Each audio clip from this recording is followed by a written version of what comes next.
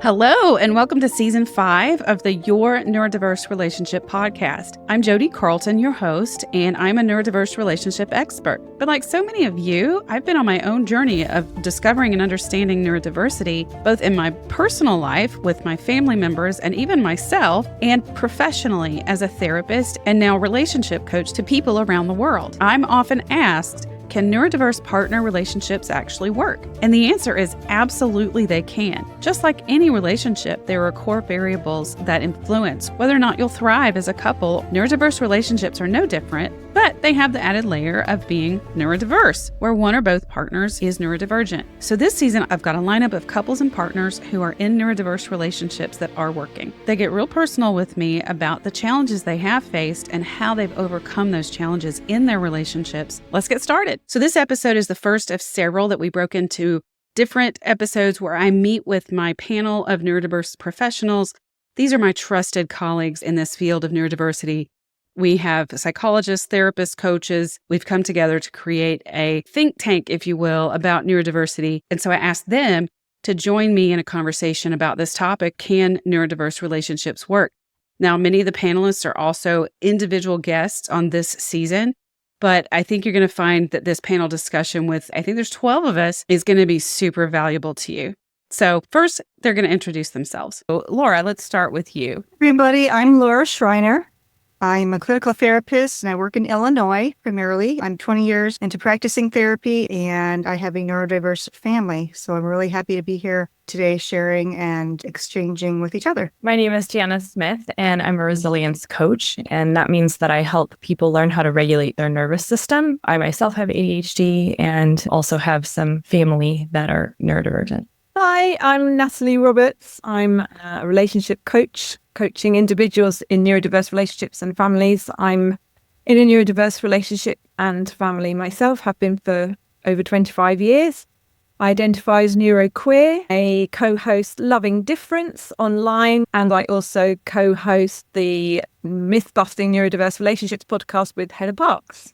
Hi, I'm Heather Parks. I'm a somatic coach and I coach people in neurodiverse relationships and families through a nervous system lens, using that as a perspective, trying to increase the level of safety that everyone's experiencing in the systemic family system. I co-host Loving Difference with Natalie and the Myth-Busting podcast.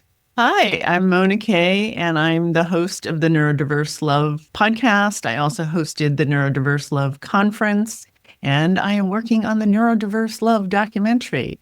And I identify as ADHD and was in a neurodiverse marriage for 30 years. Hi, Heidi Hatme here, and I am an adult autism coach, ages 25 and over. And I, too, am in a neurodiverse marriage and family, 22 years in with that. I'm also a co-founder of autisticvoiceoverartist.org, a new nonprofit supporting adults who want to learn and thrive in the voiceover industry. Hi, I'm Dr. Stephanie, and I am a former licensed professional counselor, now neurodiverse relationship and family coach. My journey into neurodiversity started when my daughter was identified with what was called Asperger's back in 2005, and then my husband was identified in 2019. I am in a happy and healthy neurodiverse relationship, and my husband and I host a podcast where we talk about the intersection of autism or neurodiversity and faith. Hi, I'm Robin Tate. I'm a neurodivergent woman. I was diagnosed 20 years ago. I own my own life and relationship coaching practice that specializes in working with neurodivergent people and neurodiverse couples. I have a background in education as well as counseling, and coaching just seems to be the perfect blend. You can reach me anywhere in the world at this point. So exciting stuff. Hi, I'm Barbara Grant, and I am a neurodiverse couples coach. I'm also working with the individual partners who are in a neurodiverse relationship. I've even worked with their adult children or teenage children. I have a master's in marriage and family therapy. I've been coaching people for 25 years. Instead of going into therapy, I went into coaching because I want to address the need worldwide and not have any limitation by state licensing. I'm going to be with Dr. Stephanie launching the Neurodiverse Couples Coaches Corner podcast. And that'll be coming out soon. And also Stephanie wrote this book, which I edited. And I'm an author of the Uniquely Us book, all about neurodiverse marriage. So that'll be coming out in March of 2025. Yes, thank you for bringing that up, Barbara. And if you want to hear even more about that, be sure and reference my interview with Stephanie and Dan in this series as well, where they share a lot more about the book, and really glad and excited for that to hit the shelves. And Debbie, tell us about you. Yeah, I'm Debbie King. I've been counsellor for 20 years. Started specialising 8 years ago in neurodiversity when I found out my husband was on the spectrum. My daughter's recently been diagnosed with ADHD, so mainly working with couples, and I work globally and also for a charity here in the UK as well. Thank you so much. And I think most of you listening to my podcast may be already familiar with me, but if not, I'm Jodi Carlton, and I was a licensed therapist in Georgia for about 19 years, but I, like so many of the others here, have transitioned over to coaching so I can reach people worldwide. And my journey started with my daughter when she was diagnosed with what was then called Asperger's when she was 5.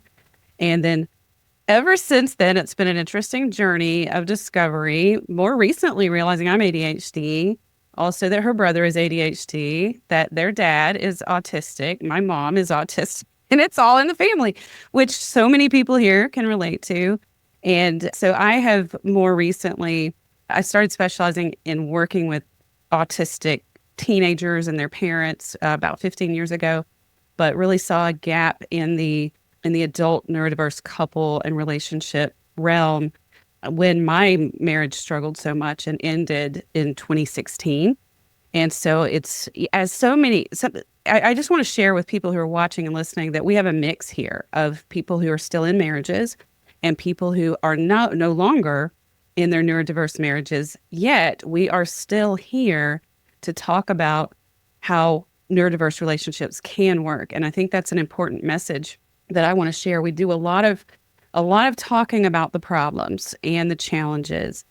And I want to talk about what makes a neurodiverse relationship successful and what differentiates that from a neurodiverse relationship that is unlikely to be successful.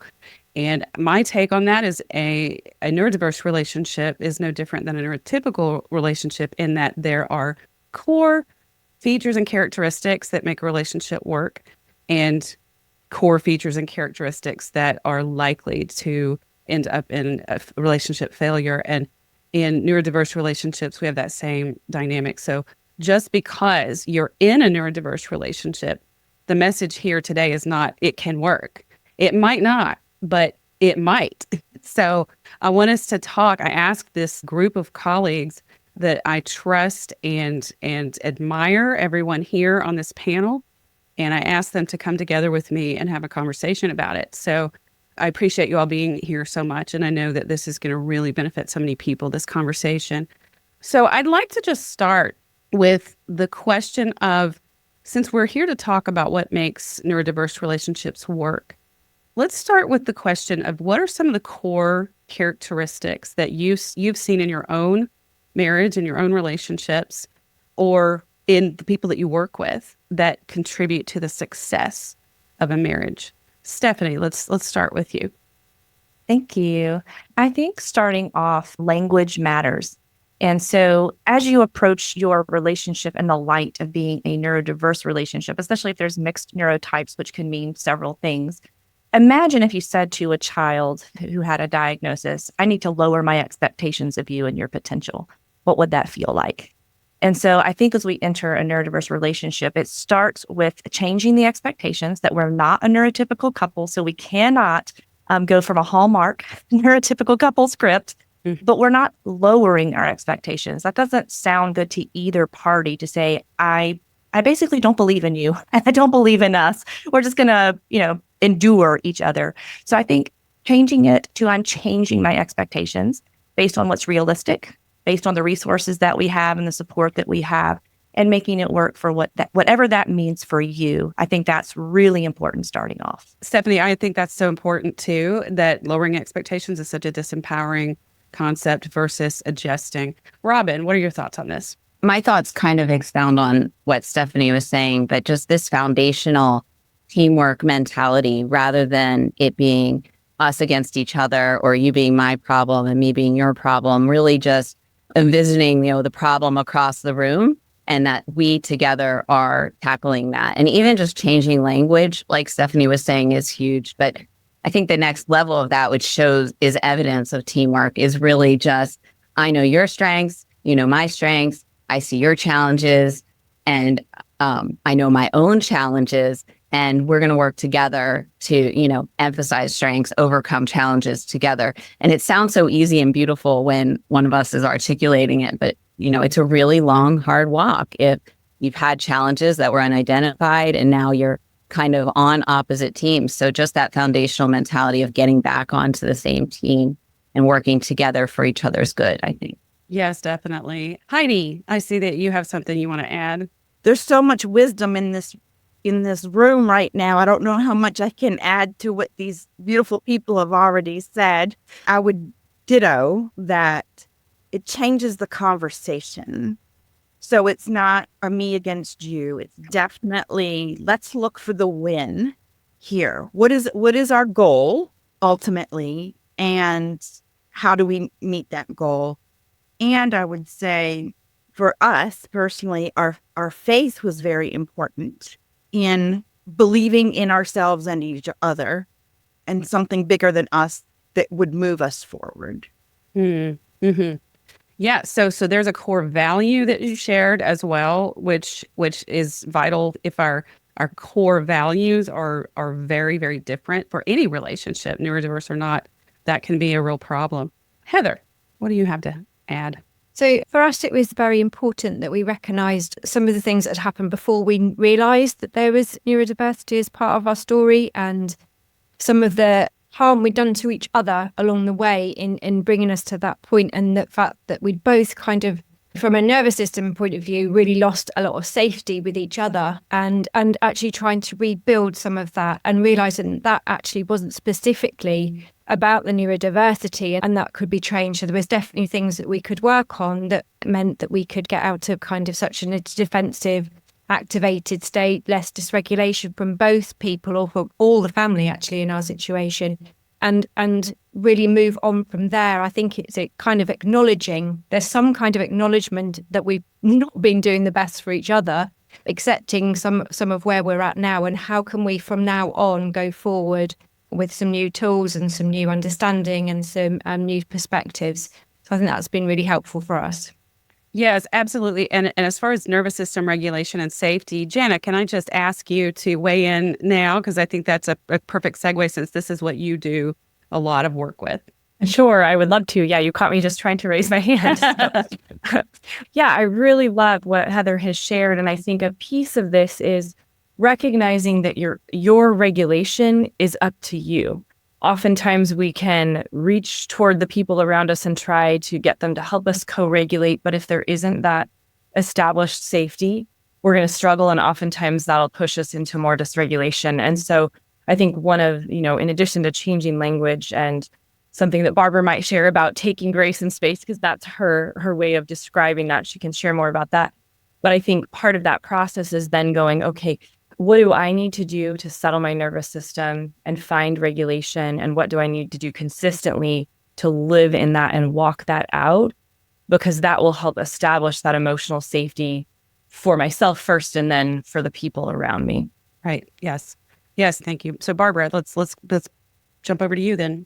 Well, thanks. Yeah, the grace and space is kind of where I start with couples, because there's so much trauma in them. Likely even trauma that began before the relationship that may come from their family of origin. It may be an insecure attachment style. Often there's an opposite attachment style. There's a overly anxious, persistent attachment in one, chasing, and there's an avoidant attachment style in the other, retreating, backing off, shutting down. So understanding some of these dynamics came from before the marriage ever happened. And I ask couples each to get in their own lane and to begin to see their opportunities as individuals to grow and change and get healthy. And that it isn't all going to come support, love, understanding from the other. That we all need a team. I need Team Barbara in my life to be healthy. I have to have a lot of people that I can talk to, that I can relate to on different levels. And sometimes individuals are a little too enmeshed in the trauma that they're having, which is so understandable.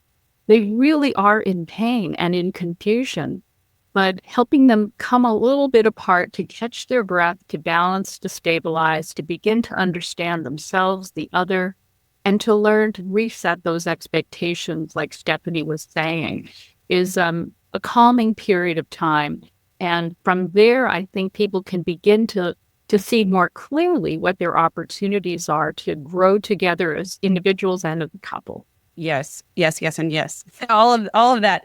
Mona, what do you have to add to this conversation? Yeah, I'm going to take it to a different place because the couple support groups that I facilitate, one of the first things that we talk about is grieving. And that is really, really important to take time to go through. I use the 7 stages of grieving rather than the 5 stages of grieving, where there might be a lot of anger. There's bargaining. If my partner would just do this, we could have a happy life, back and forth and back and forth. But the last stage is acceptance. And I think if couples can't get to acceptance of their own challenges, their own needs, their own desires and dreams that might not be realized in this relationship anymore, I think that acceptance is the key to be able to move on, whether you stay together or not. Because if you stay together and you can't accept each other, you're going to be in constant conflict. But if you can't accept yourself and the role you are playing in your relationship and you choose to end the relationship, then you're going to take all of that with you into the next relationship. So going through that grieving process has been so critical to so many of the couples that I've worked with. And it's not easy. And you can literally go back and forth. It's not necessarily a linear process. Mona, that's actually a perfect segue into kind of what I wanted to transition this conversation into next.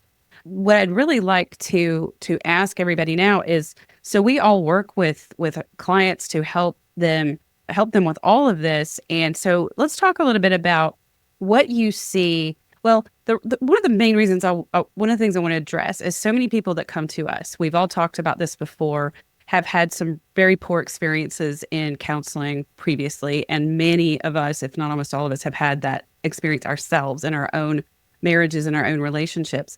And I am not here to bash therapists at all, because we all know that the training just doesn't exist about neurodiversity. Barbara, I know you just finished an LMFT program and neurodiversity was not even brought up. And so, therapists are doing the best they can with what they know. But let's talk a little bit about helping our people who are listening and watching know what to look for in a provider so that they can know that they're being helped by someone who does truly understand neurodiversity. I want us to talk about what we do with our clients, the kind of strategies you have or the type of work that you do to help really be affirming to them. What can they look for? Before we start that conversation, though, David, I see you've joined us and everybody has introduced themselves. So if you could give us a brief introduction of yourself really quickly. I'm Dave Glick. I own a clinic called Triad Psych based in Marietta, Georgia, with a couple other offices. I'm a former special education teacher. And so I have a degree, a master's in special ed and then the master's of social work. So I've been in these combined mental health, social work positions for my whole career. And that's what my clinic does. We're neurodiversity specialized. So we work with all types of neurodiversity, learning disabilities, ADD, that kind of thing. And we opened in 2003. So we're heading into year 22. So I do that. I do expert witness work, almost all of which for the past 3 years has only been in the neurodiversity space, which I never thought would happen. It's just being in the field since 1993. It's amazing to see how things have changed for the better. And the fact that we're even here, that we have this group, and it's so high powered and so high energy.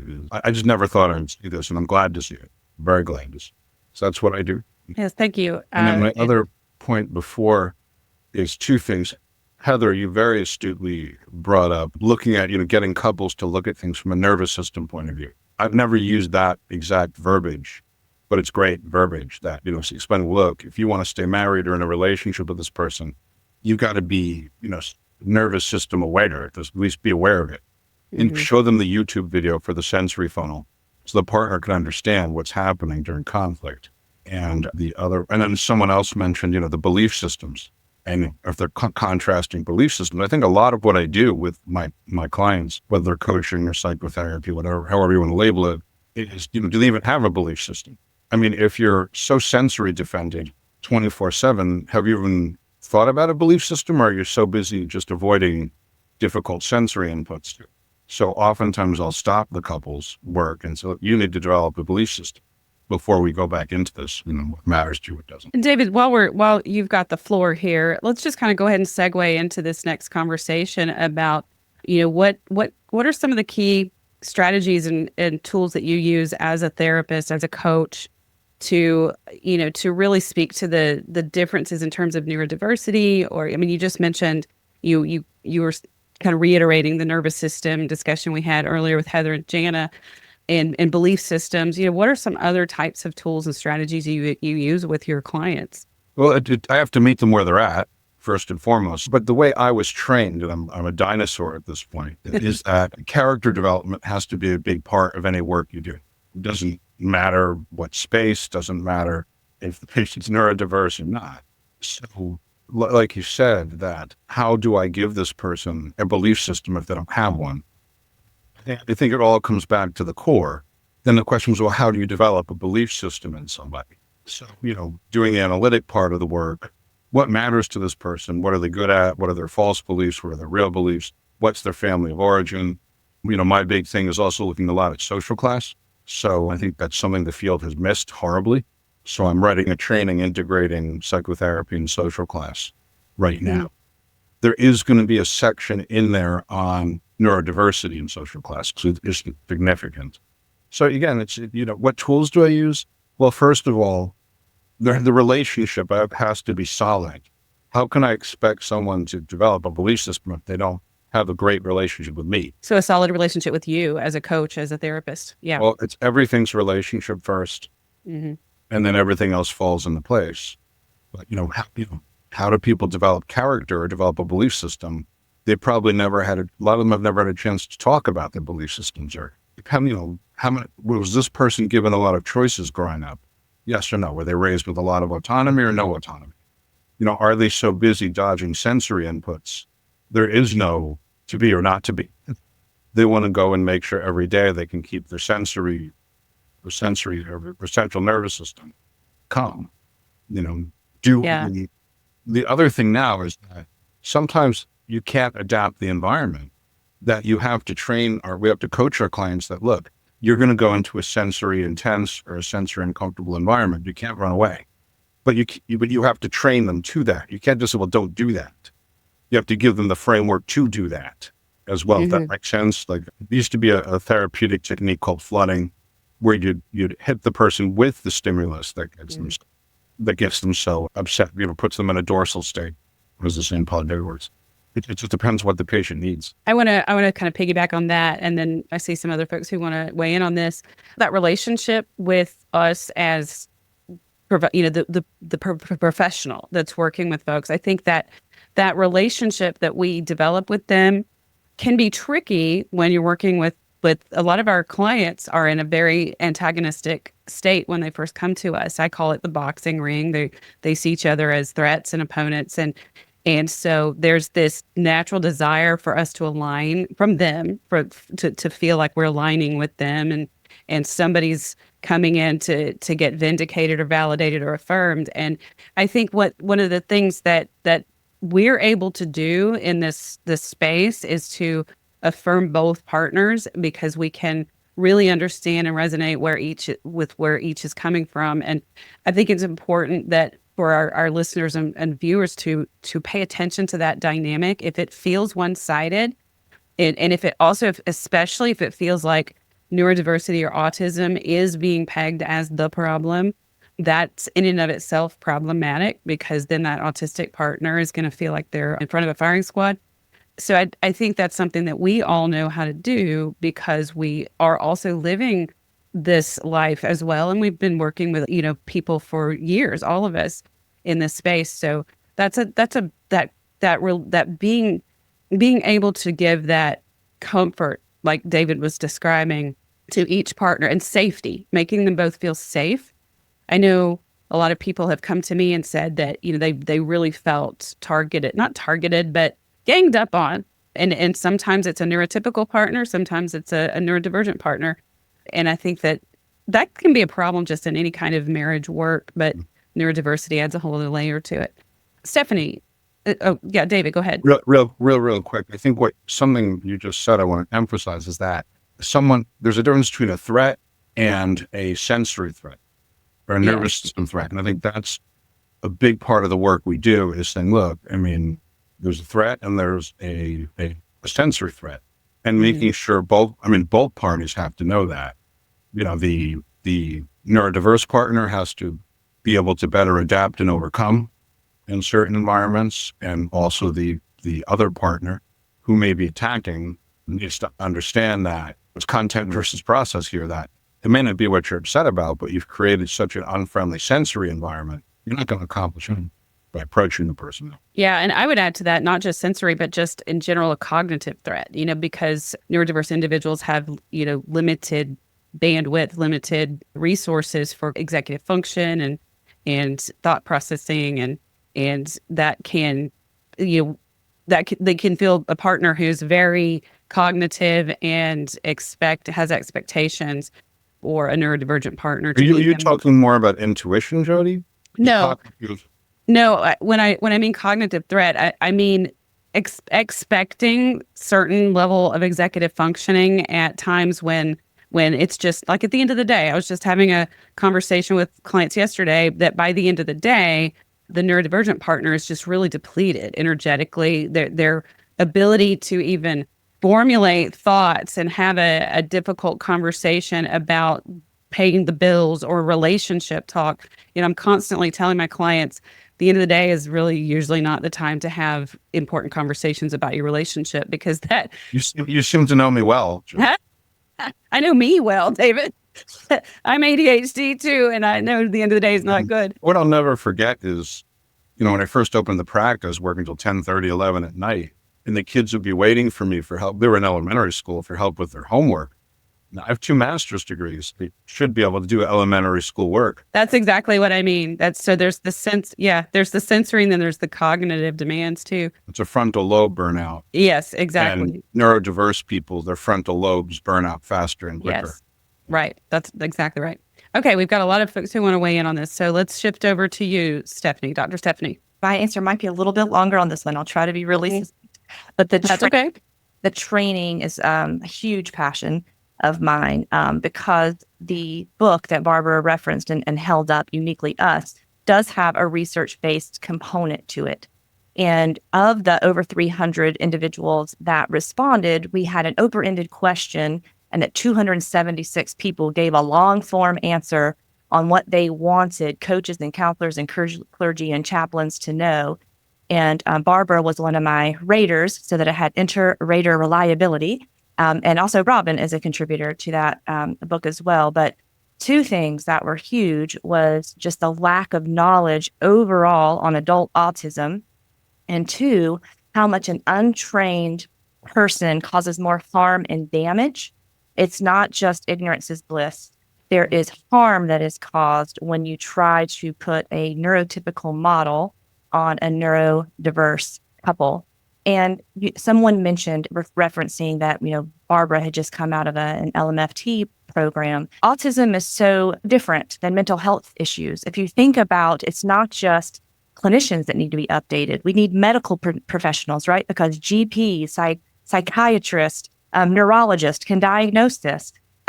Clinical social workers can, clinical counselors can, psychologists can, school psychologists can. And so many different fields are not up to date. My daughter was just recently in a teacher education program, and they got to the part about autism, and the textbook had just been updated a couple of years ago, and they were lumping autism and IQ together. And my daughter raised her hand and said, I have very high IQ and I have autism and I disagree, with what this textbook is stating. And the professor argued with her that she could not be on the autism spectrum because she was in college, that she could not be sitting in this class right now because of her autism.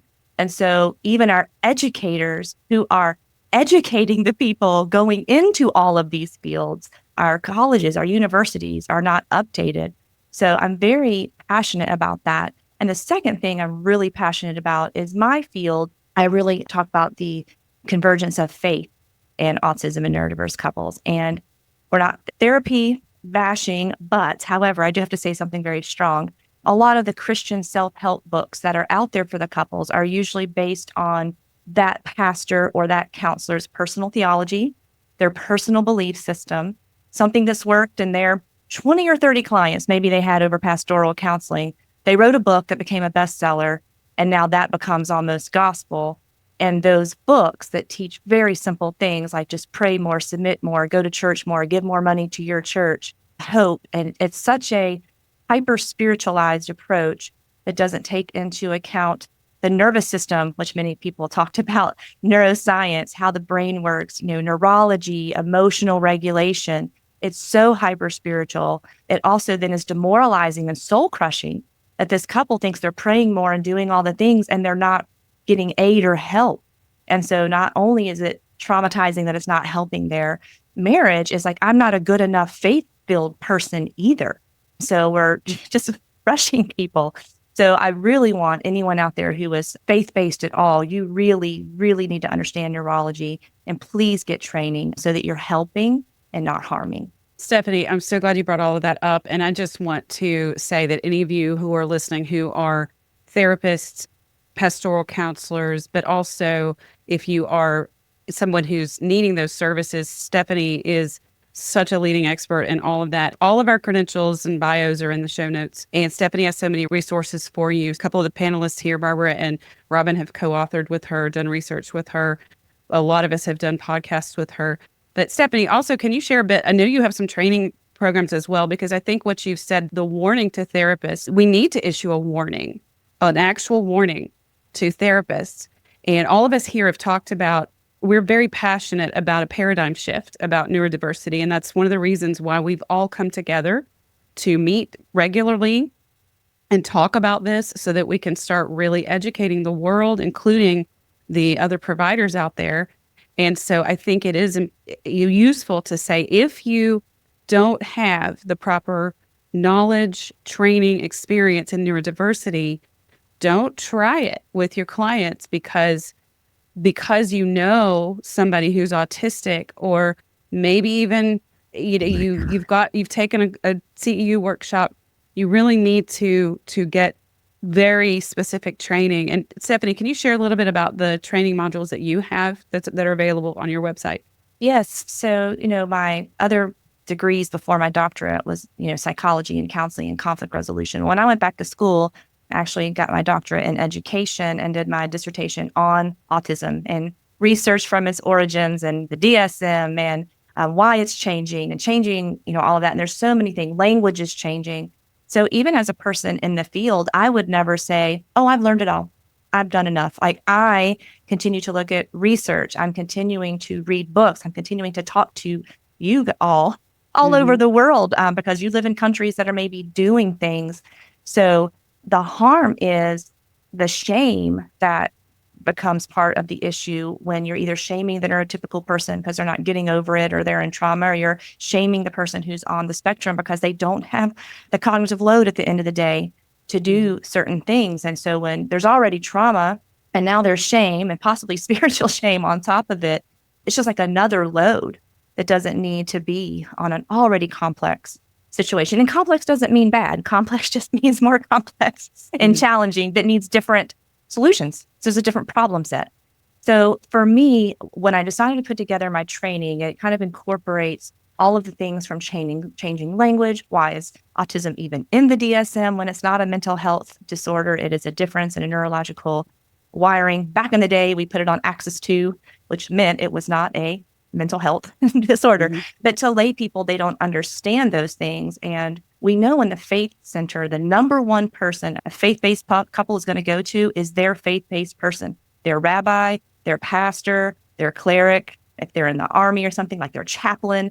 If they're a faith-based person, they are going to a faith-based person first. And faith-based people are the least trained in neurology and neuroscience. Scripture has its place, but it is not prescriptive on all things. It is for faith and belief and hope and core values, but it's not prescriptive on those things. So if you're especially faith-based and you're clergy, chaplain, counselor, coach, whatever you're doing to help marriages, my training will help you with some basics in neuroscience, basics in autism, why you don't keep the couple together because of what everyone's mentioned, the central nervous system, dysregulation, polyvagal. If you've got two dysregulated people sitting in a room and then you try to have them resolve conflict and they're both dysregulated, that doesn't feel good to them. And all you're doing is mediating a fight. But if you also aren't trained in how to help them regulate. So sometimes speaking to them alone and then teaching them regulation, everything that everyone's mentioned is just so holistic. I guess that's my big thing. It's a holistic approach.